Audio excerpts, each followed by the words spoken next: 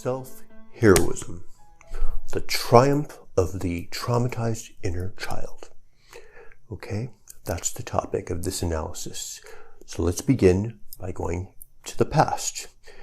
A traumatized inner child is obviously conditioned in a very toxic upbringing, in a toxic environment. Perhaps you came from an environment of negligence, in which your parents or caretakers were emotionally unavailable or even narcissistic. Perhaps you came up in an environment that was quarrelsome, in which they were going at it. Your parents were going at it. It was disruptive, high tension, toxic. Perhaps you came up in an environment of alcoholism and substance abuse, or an environment of OCD, with a very overbearing parent who was overly critical, or an overprotective parent who was very paranoid. Perhaps you came up in a competitive environment, where the parents pit the siblings against each other, like your brother will always get the better grades, or your sister will always be a better cheerleader. Very hurtful. Or perhaps you came up in an environment of poverty, or a violent environment in which the child is in physical and moral danger, or an environment of sexual abuse in which a little child is having to endure sexual abuse. Now, the topic that I want to define here is just that version of you, that inner child, okay? Now, most people don't seek or even think of the concept of recovery, who've been through traumatic upbringing. They get out finally. They reach the point where they're finally getting out. They're leaving home finally. They're leaving that BS behind, right? But, living with this kind of trauma, it puts you at a severe disadvantage, right? Socially, intimately, career-wise, and just your general peace of mind, right? And you find that over the years, or even decades, that you're not free. And so the nightmare continues unwittingly, okay, in myriads of ways. Usually, more commonly, you play it out in your romantic relationships. Not limited to, but more than likely in your private life, in your intimate relations. And you find yourself in a pattern, in cycles. What I like to call the 2 to 3 year glitch. It's that point in which a relationship starts to unravel, and usually, more often than not, comes to a traumatic end, right? Now, you can apply this to social circles, friendship circles, and business associations as well. And you're basically living in a circle of trauma, right? You're piling trauma on top of trauma, on top of that, all that trauma on top of that initial trauma, and just, you're building up trauma, right? And it's almost as if your life feels like some sort of cruel, satirical farce. And you're confronted with the bitter question of why, right? Why? What can it be that I have done? Why me? And I'll tell you why. And that's because of unfinished business, okay? It's because we ourselves have abandoned ourselves, okay? Just like our parents did before us. We have abandoned our inner child. And that inner child is desperately in need of help. It needs to be saved, okay? And this is a matter of such profound consequence. Okay, and that's because your birthright to live and experience true joy and true love is at stake here. And I'm sure that many of you who are watching this and resonating with this can appreciate the gravitas that I'm conveying here, right?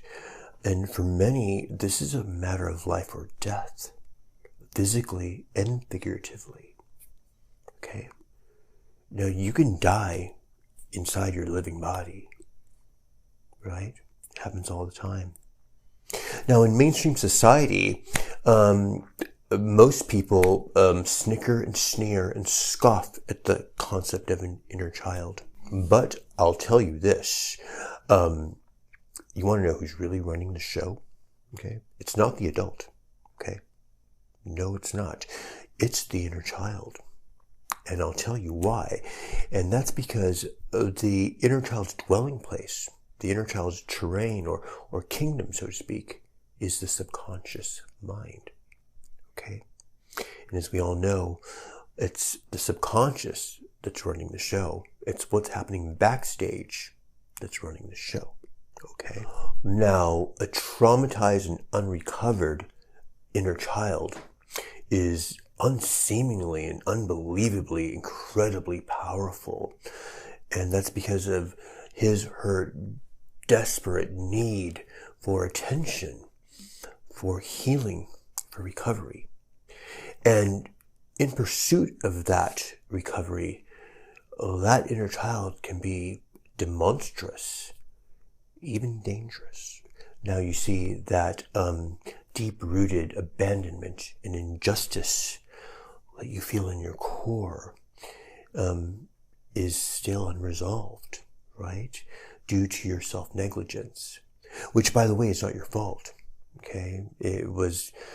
You were taught by example, by how your parents treated you. Okay? You picked it up from your parents. So it's their fault. Okay? They're the ones responsible. It was their responsibility to make sure you were okay.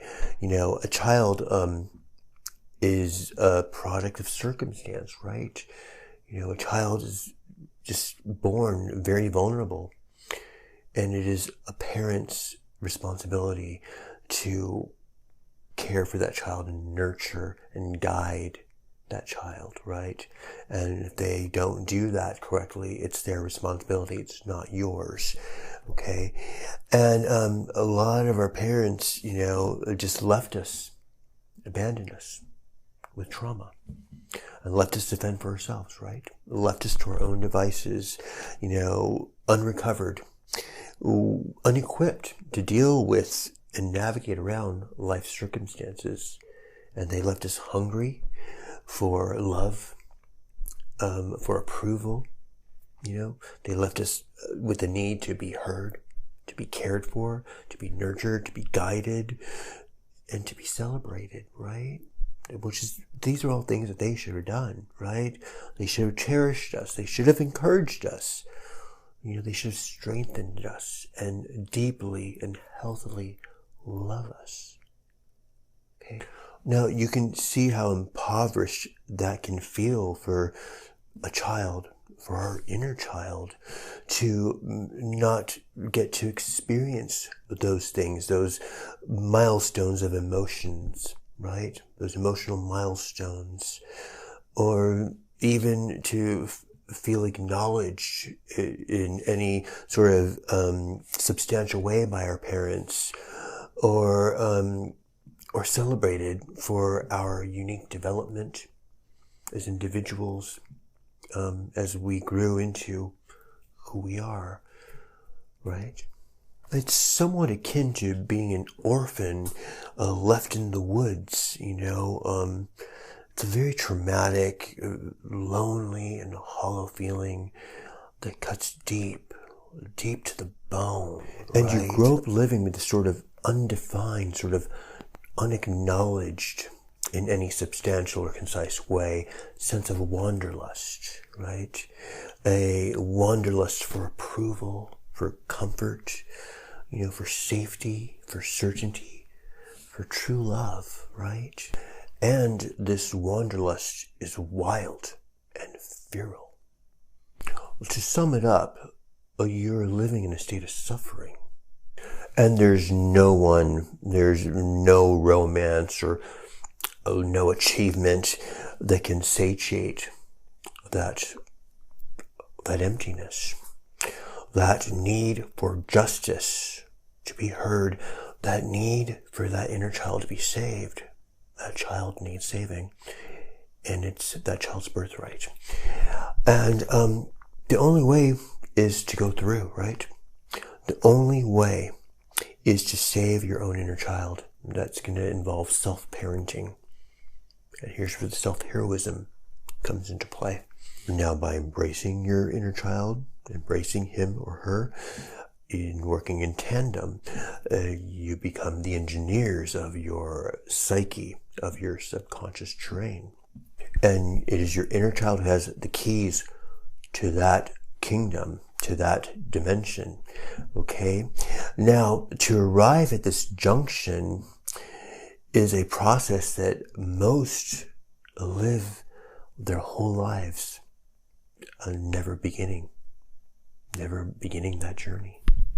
Now, I want you all to really think about that version of you. Really think about him or her. Really connect, okay? And get into the habit of addressing him or her when your triggers come up or traumatic situations arise, okay?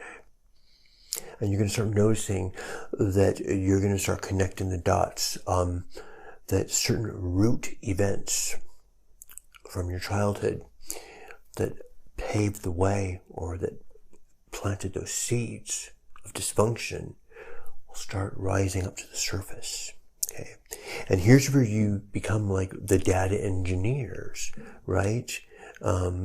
Because you're able to define these traumas or these this root footage and these artificial root beliefs and artificial self-opinions. Now, I call them artificial because they were not organic. They weren't of you. Okay? They were instilled into you by your parents or by outer forces, things and persons outside of yourself, right? Now, as each subsequent root sort of trauma or footage is revealed, you can disambiguate it, and it can be defined and verified and filed away, right? Now that you're the data engineer, you're the one who's writing the script, rewriting the code. And it's a very deep process. Many emotions will come to the surface. You might find yourself crying. You may even find yourself yelling into thin air, in a rage. And that's okay, You have every right to feel enraged, okay? All right? And as you express your rage, your trauma, you begin to accept it, put it in its place, and it begins to dissipate, right? It's always going to be part of you. But now you have a filing system, and you are able to navigate where your triggers come from, their place of origin. And this is the part of the story where things begin to shift and the inner hero is made evident, right? It's that allegory, of the child coming face to face with a beast. It's a very ancient allegory and from all cultures globally, all over the world. And I think it's so relevant because it's true, it's real. This is a real thing, right? Coming face to face with the beast, your inner child, coming into his or her role as the hero, hence self-heroism. It's kind of like the Archangel Michael with the dragon at his feet, right? And you're challenged, right? You're challenged to take this journey and to turn your traumatized inner child into the hero, into the star of the story, okay? Now I'm sending you light and love and clarity and joy, all right? Thanks for watching. Thumbs up, subscribe, share. Appreciate it.